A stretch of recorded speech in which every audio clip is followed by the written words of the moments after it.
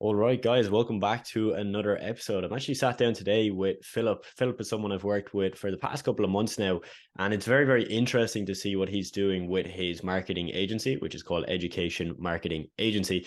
They essentially help people within the education space lower their marketing costs, obviously get better results with their marketing, and the ultimate goal is to get them more students, right, to fill up their classes, or any type of educational workshops that they might have on. So basically, yeah, we're just going to run through exactly what Philip does, how that business operates, and really the benefits that his clients get from the service that he offers. So, Philip, welcome in, man. Awesome. Thanks, Adam. Great to be here. Excited to talk to you today. Yeah, so I suppose really, Adam, just to give a bit of background about, where the education marketing agency came from. I was actually the group director of marketing and sales for a group of colleges in Dublin. So my career has very much been in the education sector and marketing. I worked with a lot of different marketing agencies, and I got kind of frustrated because they weren't really specialized in education. Mm. They were working with plumbers one day, maybe they were working with banks the next. They were just, very, very, not very niche specific and very, very broad. So I wanted to create a marketing agency really specific to the education sector, working with colleges, universities, schools that really understood the unique challenges that they have. And so that's really where education marketing agency came from. Also the Nice. fact, I've been able to grow colleges' student numbers by thousands of students, increase their profitability, improve their business models, just really improve the actual functionality of the colleges and creating like really sophisticated marketing and sales that actually work and strategies and processes that work for their institutions. So I wanted to take those strategies, take my experience essentially, and really do it for as many colleges as I could. And so that's really why I've set up the education marketing agency. Fantastic, fantastic, man. I can obviously resonate with that. The importance of niching down in any business, it's important, but especially when it comes to a marketing agency. Like when I'm running a marketing agency, I want to be niche down for the benefits that gives us. But if I was to hire a marketing agency, let's Yeah. say to take over my podcast or my YouTube channel, I would want them to be specialized in my industry. I wouldn't want them to just do it for everybody because yes, they'll bring me some advice and it'll probably be a good service, but I'm looking for top quality. So I need to know that they know the ins and outs, the nuances, and obviously your clients are going to get that because of your past experience. Philip, let's Yeah. dive a little bit into, I guess, how are you actually getting those results with your clients? What kind of services do you offer? And is it just typical kind of marketing done for you services, or is there any element of consulting and advice that you kind of add on Yeah. to your offer stack? Yeah. 100%. So essentially, really, the services that we provide are really just the strategies that I used before when I was a marketing manager that I know work for colleges. So primarily, we focus on PPC, SEO, and social media advertising. Mm. So really capturing the existing demand for these courses that we're selling, but also creating new demand through social media advertising awareness as well. So those are the strategies really I focused on with this agency because they're the strategies that I've used for colleges to grow their student numbers by 400%. To Mhm. go from 250 students a year to go to maybe 1,000, 1,200 students a year. So I know the strategies work, and that's why I wanted to use them for the agency. Like, there's definitely a certain nuance to it, and people that say there isn't just don't understand it enough because there Mm. really is a nuance to education marketing. And you have a total different and unique sales process. With the college, you have an admissions process. It's a different type of conversion. It's a different type of landing page. The ads have to reflect that and be different as well. Quite often with education, you're collecting applications. So it's not like someone can just go to the course page all the time and buy a cart or check out. They actually Mhm. have to do an application form. Maybe there's an interview and a whole sales process, admissions process there. So the advertising has to be totally different to reflect that. Like a big problem I see in the education space is they're bringing in these really low quality applications and leads that aren't Mm. converting into students, and that's kind of because they're following the age old process of just, banging out loads of ads, trying to Yeah. sell, but they're not nurturing, they're not looking for applicants, people that actually have, the commitment to do these courses. Education is so different in respect to some other products that, us as marketers can sell because the course might be 5, 10, even 100,000 Mm. euros. There's a significant financial investment there. There's also a massive time investment as well. It could be, the degree could be 3, 5 years long. Some of these Mm. people are selling PhDs, even, or going on to do PhDs. And they're really investing a lot of their life, their time, and the resources into these courses. So for someone to make that decision, it's really important to nurture them. And that's why I do consulting as well. I actually have a fractional CMO service that I've been doing for colleges where I come in as the marketing manager and actually come in and advise them and help them make those decisions about their marketing and sales processes, about their website and their courses, because it's really easy to get education marketing and student recruitment wrong. I know a really well-known university in Ireland that failed to fill up one of their business degrees because they got the price wrong. They simply mispriced their degree. And this is a university that has thousands upon thousands of students, and they couldn't Yeah. fill a degree program. And I only know because I work in the space, but they wasted a huge amount of money, time, and had really ineffective marketing and sales for a long time. And it was just because when we dug into it, they just made the price wrong for the program.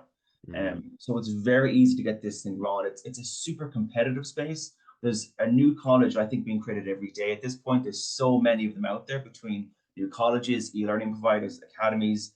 It's a really innovative and changing space, and it's really important to be really strategic and competitive in it, to be successful.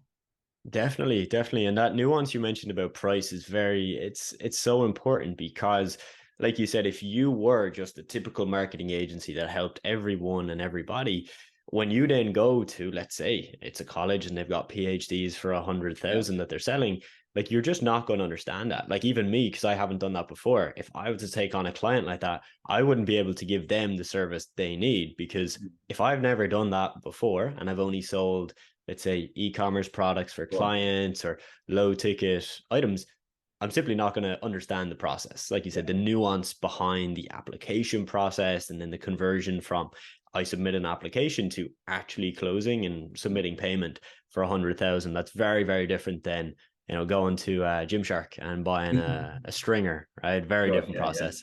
In terms of the fractional CMO, this is something I've seen a lot of recently, Philip. How would Yeah. that look like? Let's say I was your client, right? I had an institute and I was looking to bring you on. What would that look like on a monthly basis? Would we have regular check-ins and calls, or would you be just kind of integrated as kind of part of our team?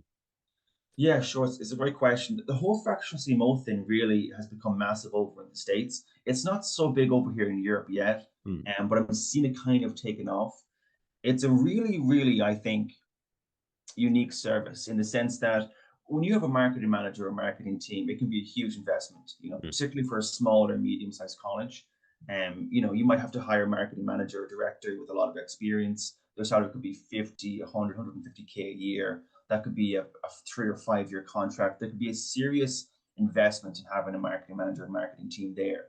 And for a small or medium-sized college in particular, they don't really need that massive investment initially. Hmm. And a lot of what I see is they just need to make the right decisions. They need to understand how to optimize their ads, how to optimize their website, how to manage their sales and admissions effectively, how to optimize their website for SEO. They just need to understand and have someone there to kind of coax them through and assist and support and manage them and their team and just provide a bit of leadership in the marketing space.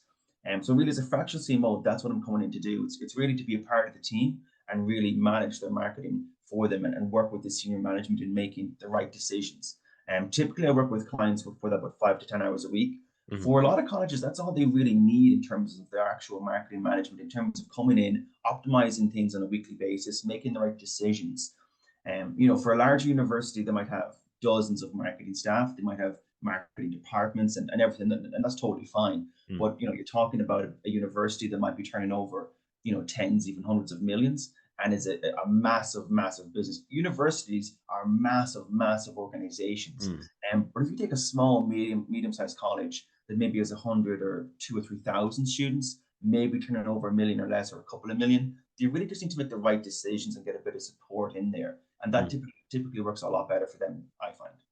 Interesting, interesting. Yeah, and it's fascinating because there's many instances in business where to get maximum results, you don't need someone who's going to do 40 hours a week. Yeah, I found it in my business. There's people that are on my team that might do 20 hours a week. And that person, because of their expertise and knowledge, even though it's only 20 hours a week, yeah, is worth double what the Yeah, person who can come in and do 40 hours a week would be to my business, because they have the actual, like we talked about, the nuances and the real understanding yeah. that that other person isn't going to get, even if they do double the time. So I love that. And I can see how that's a very, very valuable service to your clients, especially those ones where, like you said, they don't have the funds to go build out a 10-person marketing team, Yeah, because that's just not realistic. Interesting, man. What I'd love to dive into real quick is sure. social media for this type of client. How does that differ from your experience than your typical client that we might work with, right? Selling low Sure. ticket products, or in my case, I've worked with some fitness coaches that will Mhm. sell high ticket kind of fitness coaching consulting, but we're talking Yeah, about maybe $3,000 to $5,000 packages. That's the yeah, maximum. yeah. For these colleges where we're talking, this could be 10, 20, 30,000. Mhm. How does that differ, and what do you guys do that's a bit different to, Yeah, yeah, to just make that process happen through social media? yeah, 100%. We've put together a really unique set of systems and processes with our marketing strategies for PPC, SEO, and social. And just to delve into social to answer your question, really, it's really unique in the way that you have to focus on a lot of different outcomes. Social media advertising for education providers needs to be really focused on an outcome and a journey that that person's taking. And people do a course or a degree for a reason. They want to gain a skill, a hobby, a qualification, start a new career. You really have to focus on the outcomes of that. And also, when you get people through, say, social media advertising on Facebook or Instagram or TikTok, and you're getting new leads or visitors to your landing page, a huge part of it really is just nurturing these people. Like there's a lot of nurturing that has to go on in education marketing that does need to be done for more low ticket, advertising. So if you're advertising a product, as you said, they're 500 grand, 5 grand, there's not as much nurturing that needs to go on. Mm-hmm. But if you have someone coming into a course now who's interested in buying your course, you really have to be prepared to nurture them by email or by text for weeks, months, even for a Yeah. really significant amount of time. Part of the thing about it as well is there's a really different nuance to the course product itself, or this Mm-hmm. kind of service, that you have things like terms that the course is starting and ending. So say we're advertising right now, and it's July, and we're advertising for our September intake. If we get a lead in, say for July or August, if they're not ready to start the course that September, which could easily be the case, they might not have the money for it, they might Yeah. not be able to take time off work for the course, they might be busy with their kids or have a holiday planned. Because the course is such a long commitment, this could be, say, the next 6 months, 5 days a week. It's Mm-hmm. really difficult for them to have that kind of already built into their life when they've discovered the course. So you might have to nurture them by email and text or by phone call for 5, 6 months until the January intake, until our next term starts. So there's a massive amount of nurturing that has to go on here with these people, because you have to nurture them for a long time until it suits them to do the course. And that's something really different about education marketing that a lot of providers, Very I different. think, with their Yeah. marketing get wrong. They don't do the nurturing element of it. Yeah. Wow, you've actually blown my mind there. And I was listening to that and I was like, wow, like I totally get the nurturing side, right? Of, Well, again, to buy something for 10 grand, you're not going to just buy it. You got to be nurtured. There's got to be a long process there that takes you through objections, any doubts you have, any limiting beliefs you have, etc. But like you said, the time, that's a yeah, massive thing of like, you could get all of that right. You could do all the nurturing perfectly well, but if you don't have a schedule that they can then fit into, they could have been like, yep, perfect. I'm ready. I've got my 10 grand. I'm going to do this yeah, and get my certification. And then they realize, oh no, actually, I don't have the 20 hours a week that's yeah, yeah. required. So that's very fascinating. That obviously makes the process trickier, which again makes it make sense for you to know this stuff as you're It serving does, these yeah. clients. It does. I need you. Of course, man. Yeah, because again, we could have a great marketer, but if they didn't understand all those nuances, yeah, Yeah, results just won't be the same. Won't be the it won't same. work. Yeah, Super interesting, man. Before we hop off, because I know this is a bit of a short one, sure. where can people find you, Philip? I know you have your Yeah, website set up and you've got a bunch of like free resources on there. People can book in, I think, a consultation with you as well. yeah. And you're launching a podcast. So if you want to speak a little about that before we hop off. Yeah, absolutely. So our marketing agency, the education marketing agency, is at educationmarketingagency.co. If you even just Google education marketing agency, we come up number one, because we're SEO, so you can find us Of super course. easy there. And I've got my own fractional CMO business I do as well. So that's philipsmithcmo.com. And we have launched, really excited about this, the Education Marketing Podcast. And I actually host myself, do a short 15, 20 minutes every week, just talking about these insights into education marketing, the nuances, and just going through strategies and insights, which you can find online as well. So there's a lot of free resources there. Just enjoy the podcast. You can book a call with us for a free call or free digital marketing review of your marketing. So there's loads of ways to engage with us. We give a lot of kind of free help and support out there for free as well, just to help colleges and just show them how we can help them and give them a bit of value. So yeah, plenty to check out there. Fantastic, fantastic. We'll get all of those linked down below. So Philip, you can shoot those over to me afterwards, and we'll make sure Yeah, that's awesome. included. And yeah, pleasure having you on, man. Thanks, Adam. Pleasure. Thanks so All right. much.